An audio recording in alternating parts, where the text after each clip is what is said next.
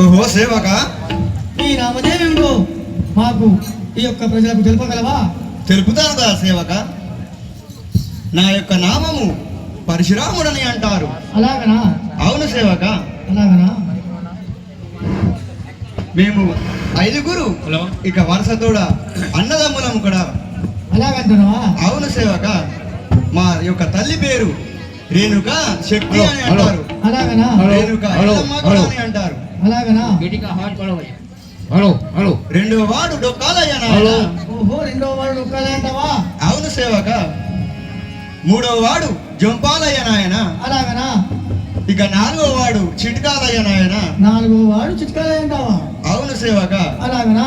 ఇక మాకు ఒక చెల్లి కూడా ఉన్నది. మీకు చిన్న చెల్లి కూడా ఉందా? అవును సేవక. అలాగనా? ఆ యొక్క చెల్లెలి పేరు సిలియాల గౌరమ్మ అని అంటాము మీ సేవక. చెల్లె పేరు సిద్ధియాల గౌరమ్మ అంటారా? అవును సేవక. అలాగనా? ఇక మా తల్లి చెంతకు ఇక వెళ్ళేదాన్ని నేను. అలాగనా?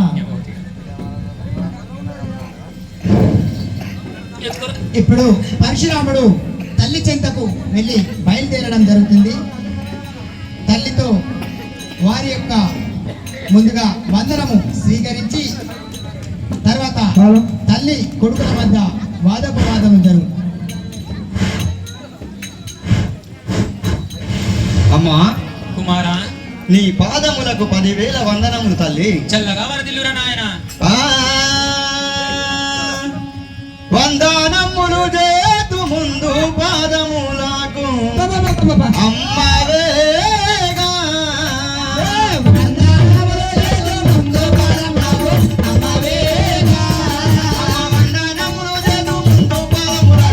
అమ్మవేగా.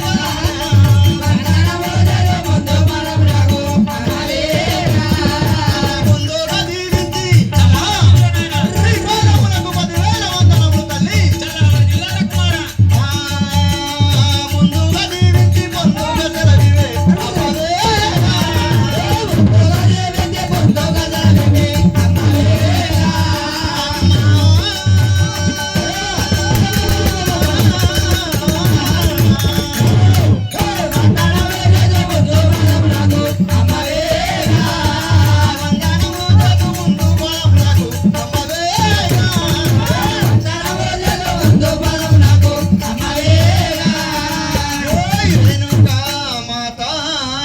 జయ